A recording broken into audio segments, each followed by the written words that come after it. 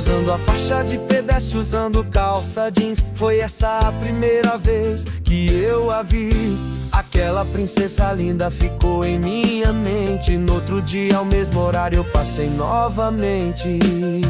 Pisei no freio, controlando a parada do carro. Dessa vez ela cruzou com vestido rodado. Sei aonde ela trabalha, os horários que aparece. Já a vi com várias roupas na faixa de pedestres.